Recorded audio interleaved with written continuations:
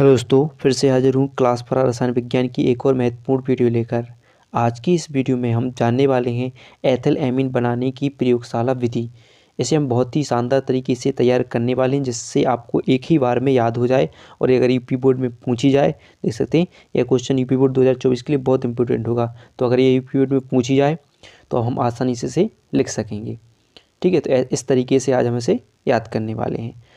चलिए स्टार्ट करते हैं। बस वीडियो को पूरा जरूर देखिएगा, पसंद आए तो लाइक और हमारे चैनल को सब्सक्राइब करना ना भूलिएगा। भाई को सपोर्ट जरूर कीजिएगा। तो देखिए, सबसे सिंपल बात जो समझ वाले कि पहले इसकी भाषा समझेंगे कि कैसे बनाते हैं। तो प्रोपियोनेमाइड को ब्रोमीन तथा पोटेशियम हाइड्रोक्साइड विलयन के साथ गर्म करने पर एथिल एमीन प्राप्त होता है। आपने अगर पढ़ी हो हाफमैन ब्रोमेमाइड अभिक्रिया, हाफमैन ब्रोमेमाइड अभिक्रिया को ही एथिल एमीन की प्रयोगशाला विधि कह सकते हैं। तो प्रोपियोनेमाइड यानी अगर बात की जाए, प्रोपियोनेमाइड यानी C2H5CONH2 क्या कहलाता है? प्रोपियोनेमाइड। कि किससे? ब्रोमीन। क्या लिखा है? ब्रोमीन। ब्रोमीन यानी Br2 मान लीजिए। कि किससे? पोटेशियम हाइड्रोक्साइड यानी KOH के साथ गर्म करें, तब आपका क्या बनना है? Ethyl amine. यानी क्या बन जाएगा? C2H5NH2 प्राप्त होता है, यानी एथिल एमीन। साथ में अगर आप देखिए कि के जो आप टूटते जाएंगे, KBr यानी क्या बनेगा? पोटेशियम ब्रोमाइड बन जाएगा। KBr प्लस पोटेशियम कार्बोनेट भी बन सकता है, यानी पोटेशियम कार्बोनेट यानी CO3, K2CO3 और प्लस साथ में क्या बन जाएगा? जल। अगर हम संतुलित करना चाहें तो 4 यहाँ पर लगा दें और 2 आप यहाँ पर लगा सकते हो। ठीक है, और 2 यहाँ पर लगा दीजिए, समीकरण संतुलित हो जाएगा। तो याद हो जाएगा। इसी को हाफमैन ब्रोमाइड अभिक्रिया भी कहते हैं। तो क्या करें? प्रोपियोनेमाइड यानी C2H5OCONH2 की ब्रोमीन यानी Br2 साथ में पोटेशियम हाइड्रोक्साइड यानी QH के साथ गर्म करने पर क्या बनता है? एथिल एमीन यानी C2H5NH2 प्राप्त होता है। साथ में पोटेशियम ब्रोमाइड, पोटेशियम कार्बोनेट तथा जल प्राप्त होता है। यह कौन सी अभिक्रिया कहलाएगी? हाफमैन ब्रोमाइड अभिक्रिया या एथिल एमीन बनाने की प्रयोगशाला विधि कहलाएगी। ठीक है, फिर इसकी बात होती है, हमें लिखनी थी विधि। विधि बनाने के लिए आपको सबसे पहले चित्र बनाना भी आना चाहिए। ठीक है, सचित्र वर्णन करने के लिए यूपी बोर्ड में पूछ लिया जाता है। तो देखिए, सबसे पहले समझना है, इसी से भाषा समझते जाएंगे। हमें जो विधि लिखनी है, कैसे हम बनाई जाती है, और चित्र को भी आप देखते आइएगा, बना लीजिएगा। ठीक है, ये क्या होता है? गोलपेंदी का फ्लक्स है। ये क्या है? बालू ऊष्मक है। ठीक है, इसमें इस फ्लक्स को गर्म करना है। और इसमें क्या रखा है? जल। इसके अंदर क्या भरा है? ठंडा जल, बिल्कुल बर्फ़ के समान यानी बर्फ़ जैसा ठंडा जल इसमें भर दिया है। तापमापी है, इसे तापमान द्वारा नाप रहे हैं। यहाँ पर KOH को यानी पोटेशियम हाइड्रोक्साइड को इसके साथ जो पृथक्कारी कीप कहते हैं, इसे सहायता से इसमें गिराना है। और इसमें क्या मिलाया है साथ? पहले से ब्रोमीन और प्रोपियोनेमाइड को मिलाना है।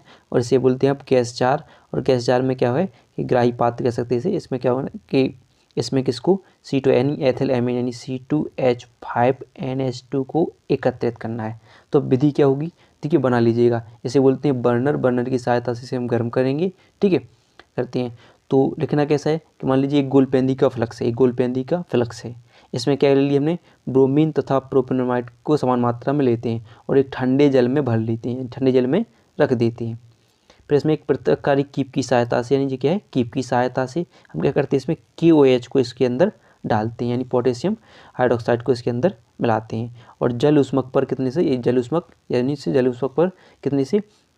60 से 70 डिग्री सेल्सियस तक इसे हम गर्म करते हैं। 60 से 70 डिग्री सेल्सियस तक इसे गर्म किया जाता है। फिर फ्लक्स होता है, फ्लक्स में जो अगर गर्म करने के बाद इसका रंग क्या होता है? उड़ने लगता है। फ्लक्स में जो इसके फलस्वरूप विलयन के अंदर जो फ्लक्स में जो विलयन भरा है, उसका रंग क्या होता है? उड़ने लगता है या उड़ जाता है। तो विलयन को पुनः धीरे धीरे फिर उबालते हैं हम। तो एथिल एमीन की वाष्प ग्राही पात्र तनु HCl द्वारा अवशोषित हो जाती है, यानी किसमें? ग्राही जो एथिल एमीन की वाष्प किसमें? एथिल एमीन की वाष्प इसमें ग्राही HCl द्वारा क्या हो जाती है? अवशोषित हो जाती है। और फिर एथिल एल्कोहल से पुनः हम क्या करते हैं? फिर दोबारा हमें एथिल एल्कोहल मतलब शुद्ध एल्कोहल प्राप्त करना है, तो हम क्या करते हैं? इसमें एथिल यानी C2H5OH को पिलाते हैं, स्टलन करते हैं। और फिर क्या करता है हमें कि एथिल हाइड्रोक्लोराइड के शुद्ध क्रिस्टल प्राप्त होते हैं। और फिर बाद में हम इसे किसी कास्टिक सोडा यानी NaOH के साथ धो लेते हैं। NaOH यानी कास्टिक सोडा के साथ इसे धो लेते हैं, तो शुद्ध एथिल एमीन हमें प्राप्त हो जाता है। ठीक है, क्लियर है?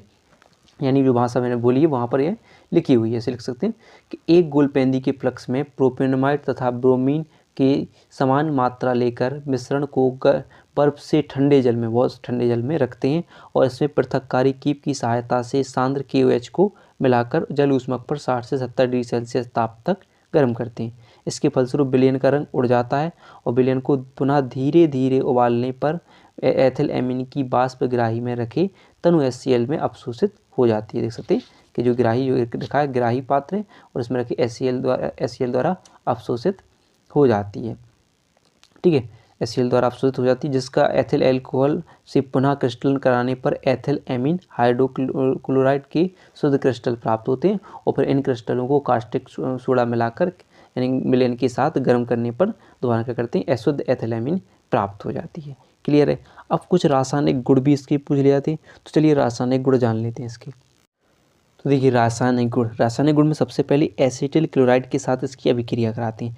एसिटिल क्लोराइड यानी इसकी C2H5NH2 की यानी एथिलएमीन की किससे, एसिटिल क्लोराइड यानी एसिटिल क्लोराइड का सूत्र क्या होगा, CH3COCl के साथ गर्म करते हैं यानी अभिक्रिया कराते हैं तो आपका N एथिल एसिटेमाइड प्राप्त हो जाता है। यानी सीधी बात C2H5NHCOCH3 प्राप्त हो जाता है। ठीक है,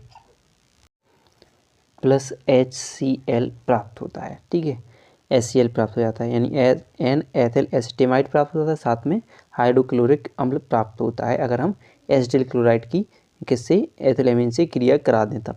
दूसरा देखिए नाइट्रस अम्ल के साथ अभिक्रिया, तो अगर क्या करें C2H5NH2 यानी एथिलएमीन की किससे, नाइट्रस अम्ल यानी HNO2 से क्रिया करा दी जाए तो क्या प्राप्त होता है, C2H5OH यानी एथिल अल्कोहल, साथ में जल प्राप्त होगा और नाइट्रोजन गैस निकलेगी। ठीक है, क्या बनता है, मेन उत्पाद क्या होता है, एथिल अल्कोहल प्राप्त हो जाता है।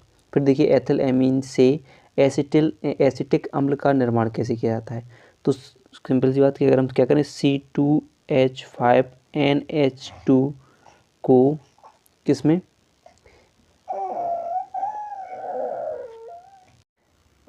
HNO2 नाइट्रस अम्ल की उपस्थिति में गर्म करें तो क्या प्राप्त होता है, पहले C2H5OH बनता, अभी हम बना चुके हैं। फिर अगर इसे दोबारा हम नवजात ऑक्सीजन की उपस्थिति में गर्म कर दें तो क्या प्राप्त होता है, CH3COOH यानी एसिटिक अम्ल प्राप्त हो जाता है। ठीक है, CH3COOH यानी एसिटिक अम्ल प्राप्त हो जाता है। तो ये इसकी 3 रासायनिक गुण हो गए यानी रासायनिक अभिक्रियाएँ हो गई। तो अगर वीडियो पसंद आई हो तो वीडियो को लाइक और चैनल को सब्सक्राइब करना ना भूलिएगा।